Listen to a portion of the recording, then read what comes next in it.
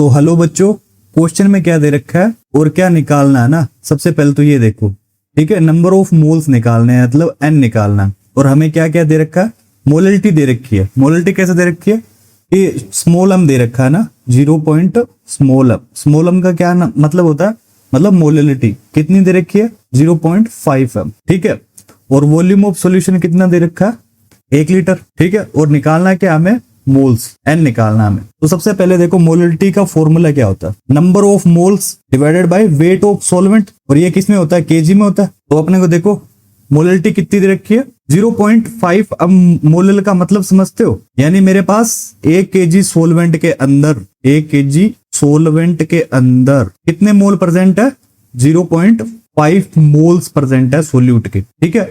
तो देखो यार, मोलरिटी अपने को अब सीधा सा फॉर्मूला लगाना है। मोलरिटी कितनी दे रखी है, 0.5। नंबर्स ऑफ मोल्स निकालने अपने को, एन निकालना है, ठीक है। और वेट ऑफ सॉल्वेंट कितना है, 1 केजी। तो इसको एन इंटू 0.5 इंटू 1, इसका मतलब समझते हो कितना आ गया अपने पास, 0.5 आंसर आ गया, यानी ऑप्शन ए करेक्ट है, ठीक है। तो यहाँ पर क्या परेशानी आ गई यार, ये तो सीधे मोलरिटी की डेफिनेशन पे पूछा गया क्वेश्चन, ठीक है। चलो नेक्स्ट क्वेश्चन पे आओ। तो देखो बच्चों को क्या दे रखा, क्वेश्चन क्या दे रखा, P1 कितना दे रखा है, इधर P1 दे रखा है 1 ATM, और P2 कितना दे रखा है, 4 ATM, ठीक है। और कांस्टेंट क्या दे रखा है, टेम्परेचर। टेम्परेचर क्या दे रखा है इसने, कांस्टेंट। तो मैं यहाँ पर क्या फॉर्मूला लगाऊंगा, P1 V1 is equal to P2 V2। अब क्या निकालना है, V2 निकालना है। P1 कितना है, 1, V1 कितना पता नहीं, V2 कितना 4, P2 कितना 4, V2 कितना पता नहीं, ठीक है। और वॉल्यूम कितना हो गया यहाँ पर, इसको बटा में लेके जाऊं तो 1/4 into V1 is equal to V2, यानी 1/4 4 टाइम हो गया, V1 V2 का 1/4 टाइम हो गया। तो आंसर कितना आ गया, ऑप्शन 3, ठीक है। नेक्स्ट क्वेश्चन सोल्व करते हो। क्वेश्चन में क्या दे रखा है कि हमें डेल्टा H रिएक्शन निकालनी है ना। और दे क्या रखा है, पहले तो ये देखो कि कंबशन किसका दे रखा है, मीथेन का। सबसे पहले तो आपको रिएक्शन बैलेंस करनी आनी चाहिए, ठीक है। और एल्केन को बैलेंस करने की रिएक्शन का फॉर्मूला क्या होता है, एनसीईआरटी में दिया गया साफ साफ, CnH2n+2, ये एल्केन होता है, ठीक है। और इसका कंबशन मतलब इसकी O2 के साथ रिएक्शन करवानी है अपने, 3n+1/2, ये कितनी आ रही है, O2। फिर अपने पास क्या बनता है, NCO2, ये जनरल रिएक्शन है कंबशन को बैलेंस करने के लिए, N+1H2O, ठीक है। तो अपने क्या दे रखा है, CH4 है ना। तो CH4 में देखो, CH4 क्या एक एल्केन है। यहाँ पे N की वैल्यू कितनी आ गई, 1, कार्बन तो एक ही है ना। तो यहाँ पर क्या रखेंगे, 1 रख दो, C1H2 इंटू 1 +2 प्लस 3N की जगह 1 रखते जाओ, +1/2 ये O2, 1 CO2 प्लस 1 + 1 H2O। तो अब देखो कि क्या आ गया यहाँ पर, C1H4 यानी CH4 ही आ गया, तो प्लस यहाँ पर क्या आ गया, 4/2 O2 और CO2 प्लस 2H2O, ठीक है। यानी रिएक्शन अपनी क्या बन गई, CH4 2O2 और CO2 प्लस 2H2O, ठीक है। अब ये रिएक्शन को बैलेंस करने के बाद, ठीक है, अपने क्या लगाना, हैश लॉ जानते हो, अभी हैश लॉ थर्मोडायनेमिक्स में पढ़ेंगे, ठीक है। हैश लॉ क्या कहता है, हालांकि मैं फिजिकल केमिस्ट्री डील नहीं करता, बट आपका डाउट है तो मैं बता दे रहा हूँ, ठीक है। तो डेल्टा H रिएक्शन क्या होता है, delta H reaction summation of delta H product minus sum of reactant, ठीक है। तो अब देखो यहाँ पर क्या हो गया, स्टोइकियोमेट्री का भी यूज करना अपने को। और स्टोइकियोमेट्री कैसे, स्टोइकियोमेट्री उसके मल्टीप्लाई हो जाती है। अब देखते जाना आप यहाँ से, ठीक है। अपने को दिया क्या क्या है, देखो क्या क्या दे रखा है, CO2 का दे रखा है, H2O की वैल्यू दे रखी है, ठीक है।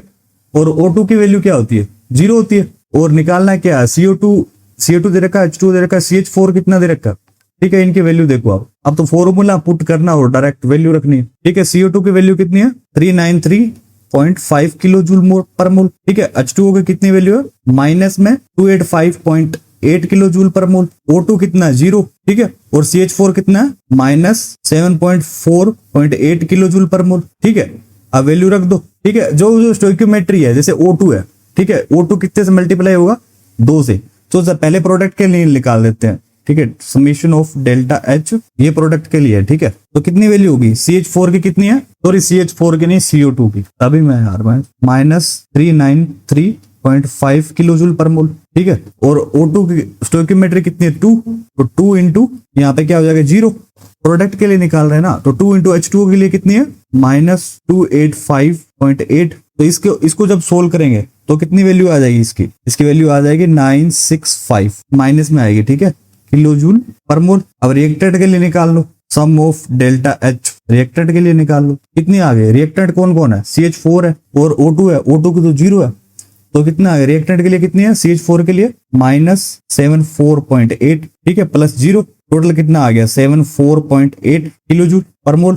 ठीक है, तो अब यहाँ पर क्या करना है, हेस लो लगाना, डेल्टा एच रिएक्शन निकालना अपने को, डेल्टा एच रिएक्शन ही निकालना, तो रख दो -965 किलो जूल पर मोल, और माइनस में ये वैल्यू कितनी आएगी, माइनस में आएगी, ठीक है, किलो जूल पर मोल। ठीक है, और इसको सोल्व करूंगा, माइनस माइनस किस में हो जाएगा, प्लस में हो जाएगा। ठीक है, और जब इसको सोल्व करेंगे तो वैल्यू कितनी आ जाएगी अपने पास, लगभग 890 के आसपास आ जाएगी। ठीक है, 890 किलो जूल पर मोल, और ये कितने में, नेगेटिव में आएगी, क्योंकि -965 बड़ा है ना, तो आंसर क्या आ गया, यहाँ पर कुछ दे रखा है इसमें 890, ऑप्शन ए करेक्ट है। सबसे पहले बैलेंस करना सीखना होगा रिएक्शन को, ठीक है, उसके बाद हेस लॉ लगाना, और जितनी स्टोइकियोमेट्री है, ठीक है, उसको उससे क्या वैल्यू से मल्टीप्लाई करना, और क्या करना, प्रोडक्ट माइनस रिएक्टेंट, ठीक है, और आपका आंसर आ जाएगा। चलो अगला क्वेश्चन सोल्व करते हैं। ठीक है, देखो यार, फर्स्ट ऑर्डर रिएक्शन के लिए रेट कांस्टेंट क्या लिखना है, ये तो आपको याद करना पड़ेगा। ठीक है, और फर्स्ट ऑर्डर रिएक्शन इस बार भी आएगी नीट में, जो दे रहा है नीट का एग्जाम। ठीक है, ये क्वेश्चन भी मेरे को लग रहा है किसी रिपीटर ने पूछे। ठीक है,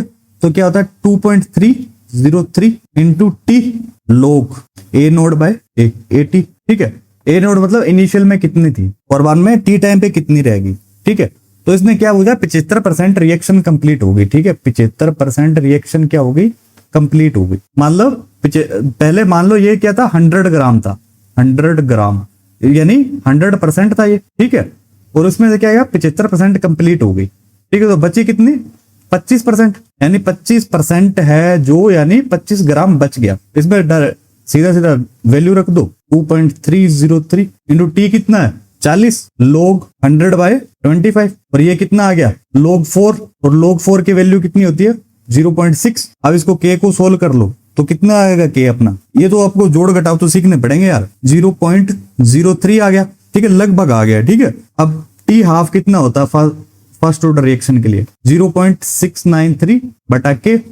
अब k अपने पास है, k की वैल्यू कितनी है 0.03, तो t हाफ आ गया अपने पास। इसको जब सोल्व करेंगे तो कितनी वैल्यू आ गई, लगभग आ गई अपनी 23 मिनट्स के आसपास आ जाती है। ठीक है, और ये लगभग वैल्यू किसके पास है, लगभग निकाली है मैंने 20 मिनट के आसपास। ठीक है, तो इस तरह से क्वेश्चन सोल्व करना है। Okay bye.